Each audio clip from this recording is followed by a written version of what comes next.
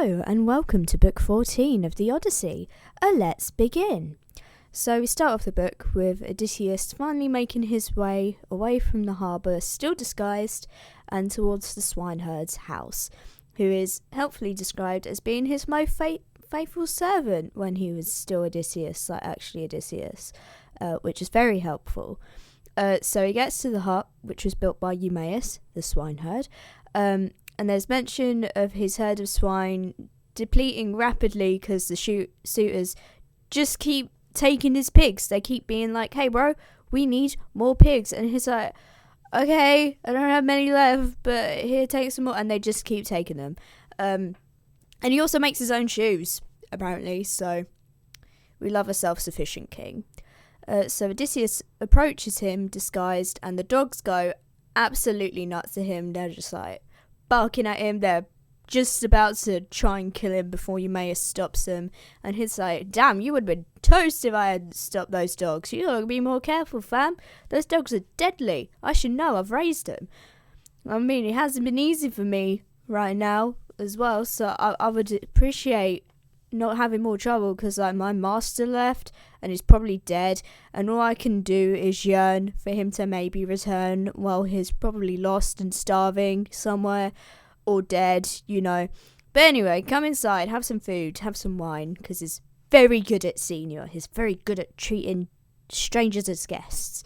And Odysseus is like, may Zeus bless you for being such a kind host. And Eumaeus is like, well, I gotta do this to appease Zeus, because like strangers are protected by him, and like even if I'm poor, I still have a duty to it, so you know.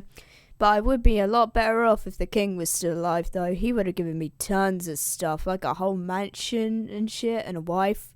If that bitch Helen hadn't gone off with Paris and started a whole ass war and gotten everyone killed, maybe I would be better off, but that's just life, fam. And he goes off to get 2 pigs and serves them to himself and Odysseus. And then Eumaeus goes on to talk about the suitors and how he believes that they will be punishing because they're clearly disobeying Xenia, and Zeus would be mad. But they just keep eating all his pigs because Odysseus was rich enough to get a ton of pigs in the first place, so he had loads of pigs, but now the suitors keep eating them. And Odysseus is just sitting there fuming because he's like, those are my pigs, how dare they?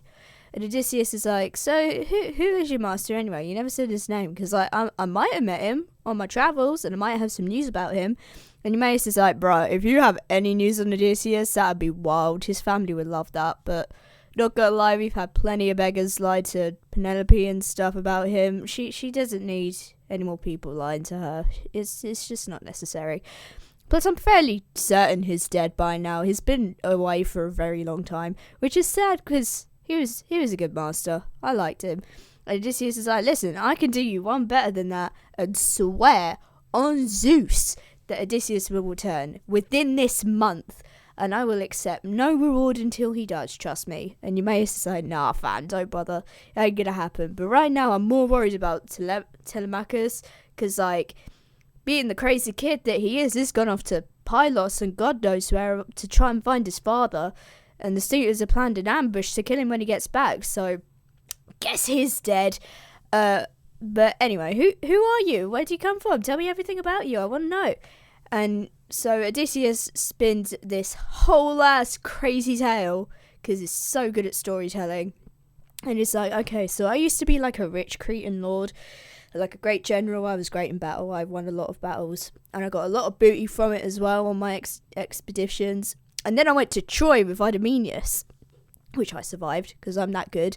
And then I went to Egypt because I was too confident. I was just a bit too cocky with myself.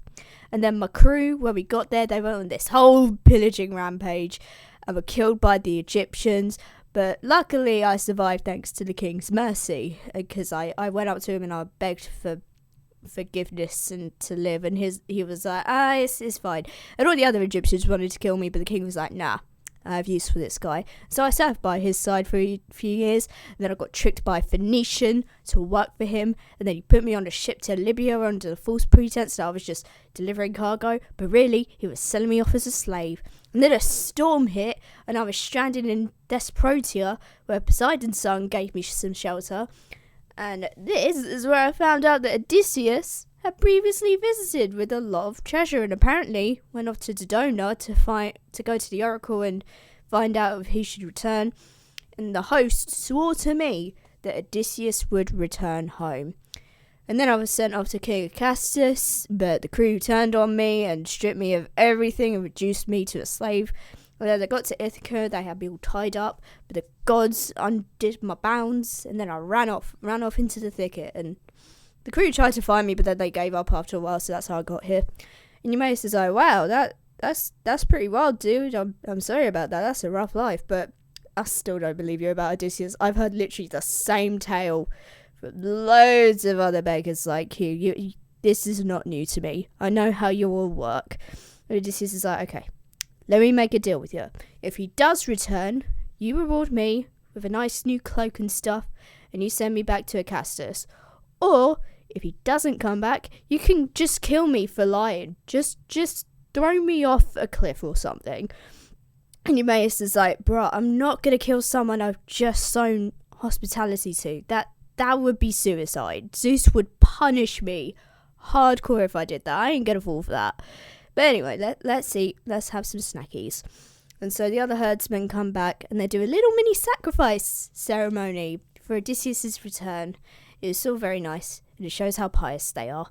And then while they're drinking, Odysseus the beggar, or not Odysseus, tells a story of how him and Odysseus were camp buddies back in the Trojan War, and he forgot his cloak and it was super cold, and he turned to Odysseus and is like, bruh, I'm gonna die if I don't have a cloak. I'm gonna freeze to death.